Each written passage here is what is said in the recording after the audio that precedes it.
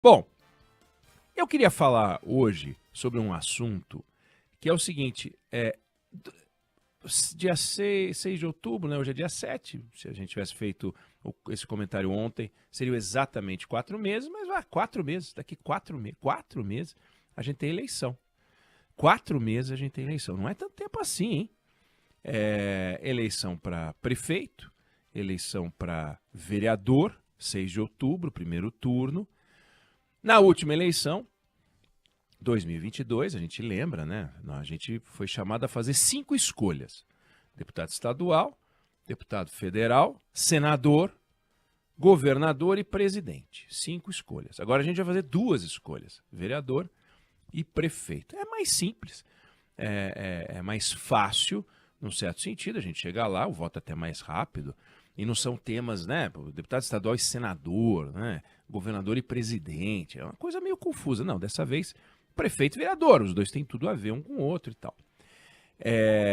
Agora, mesmo sendo mais simples para a gente votar, é uma mudança muito grande no game do poder. É grande, né? Porque a gente está mexendo com 5.569 prefeituras. O Brasil tem 5.570 não é municípios, né? Porque você tem que considerar que no Distrito Federal não tem eleição. É o único lugar que não tem eleição, porque ali você tem um Distrito Federal, então lá você tem o governador, que governa o distrito, e o deputado distrital. Então não tem a figura do vereador. Esse deputado distrital, ele meio que é um mix de deputado estadual com vereador, é uma coisa só, porque afinal é um distrito.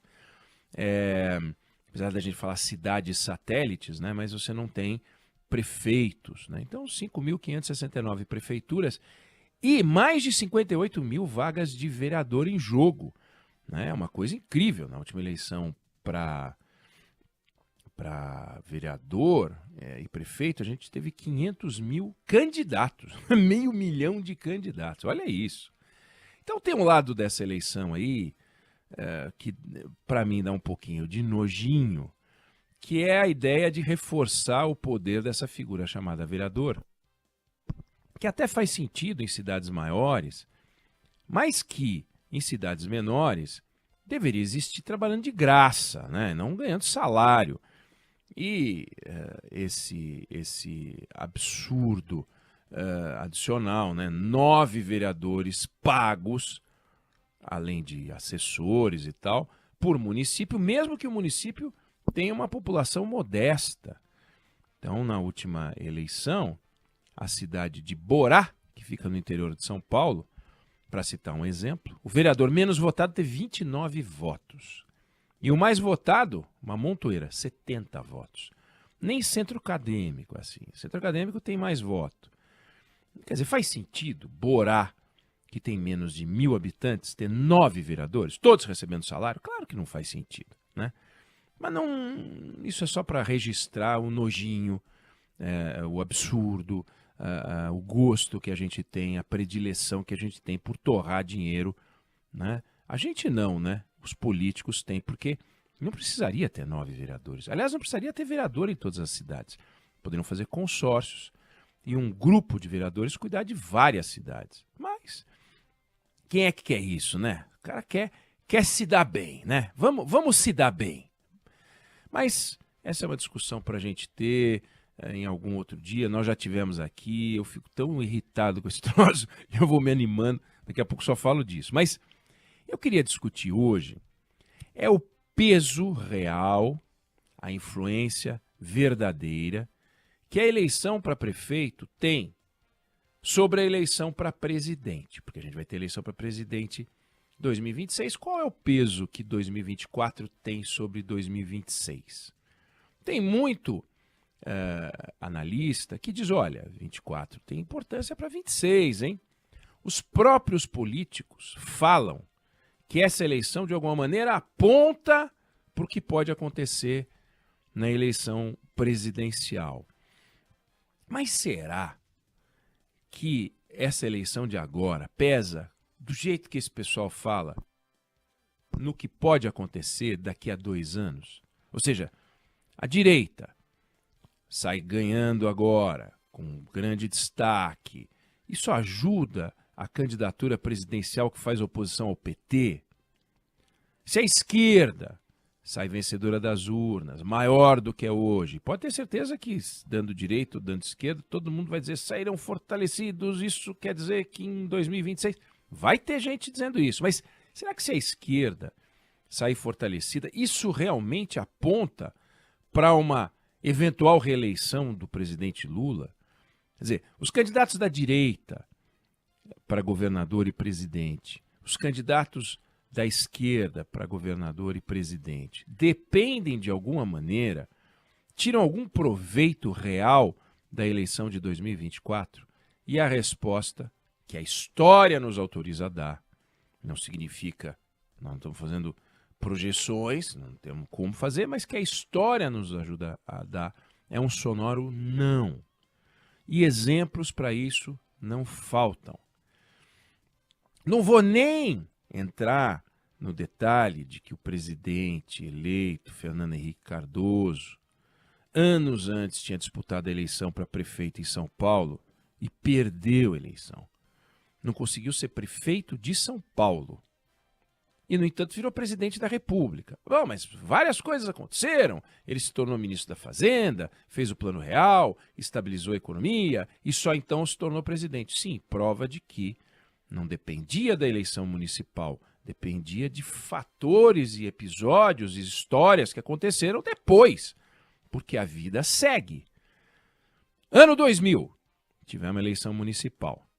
O presidente era Fernando Henrique Cardoso. Ele era apoiado por 6 partidos.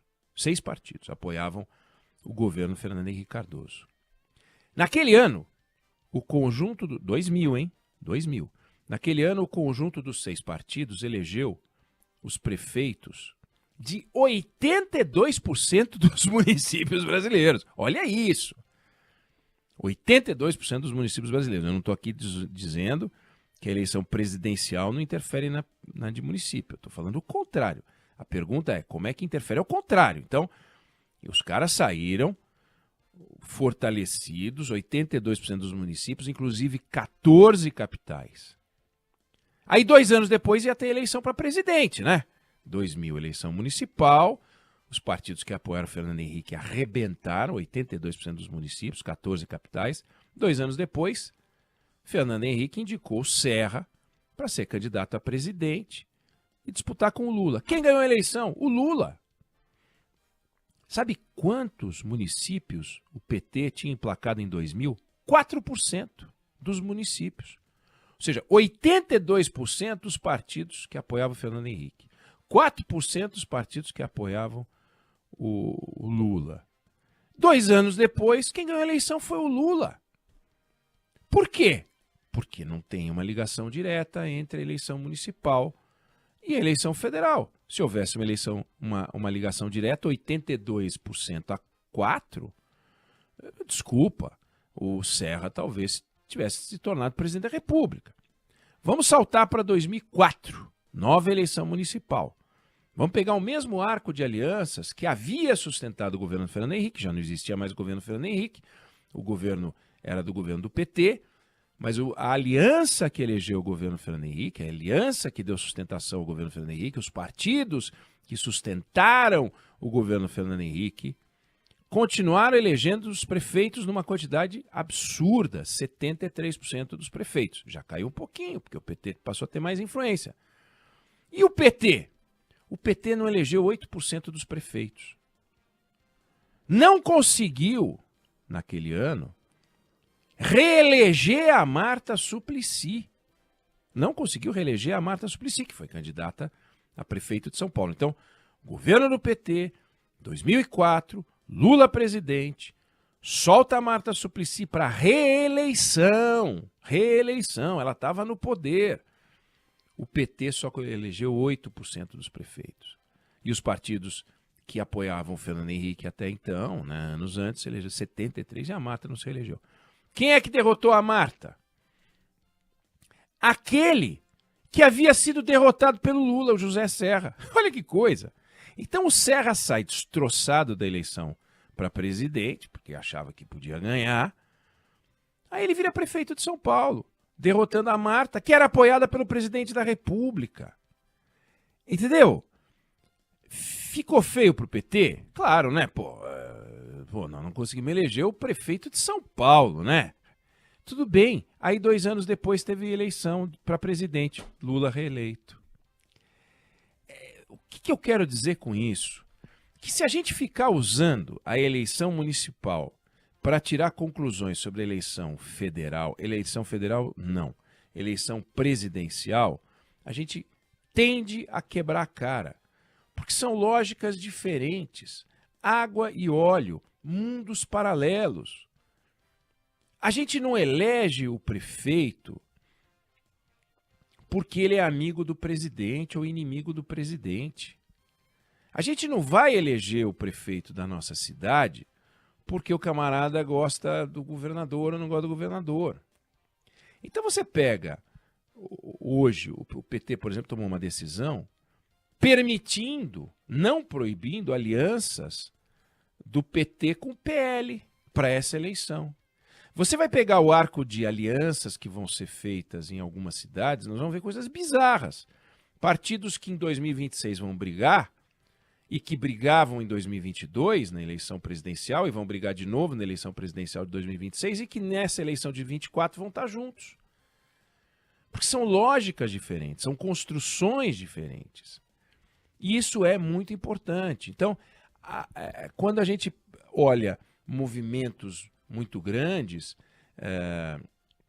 que passam por uma transformação muito grande na eleição municipal, a gente não pode cair na tentação de tirar conclusões. E pode escrever. Os analistas vão dizer: o PT saiu fortalecido, o PL saiu fortalecido, o PSD saiu fortalecido, o MDB saiu fortalecido. Vão. Isso quer dizer que o prefeito... Claro que todo presidente e todo líder partidário quer fazer bonito na eleição municipal, qualquer eleição. Se tiver eleição para síndico, eles querem ganhar. E é bom que ganhe, porque dá discurso, né? Agora, não quer dizer que a derrota ou a vitória indica alguma coisa. O que quer dizer é que existe uma conexão entre a eleição municipal e a Câmara dos Deputados. Isso existe.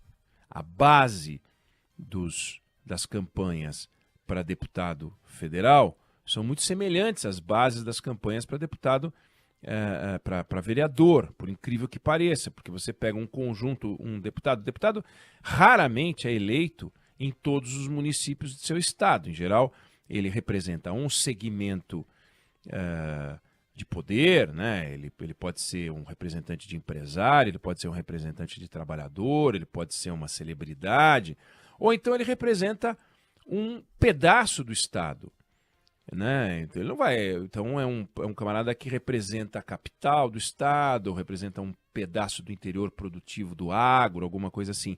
E aí ele vai naquela região, que é onde ele bebe, de onde ele tira os votos, e lá ele se organiza com os vereadores, aí sim.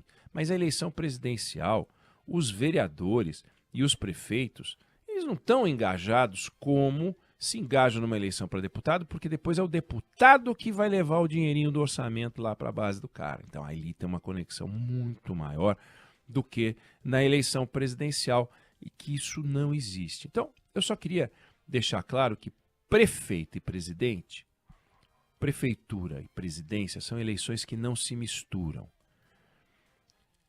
Existe uma conexão entre eleição municipal e para a Câmara, mas para presidente não.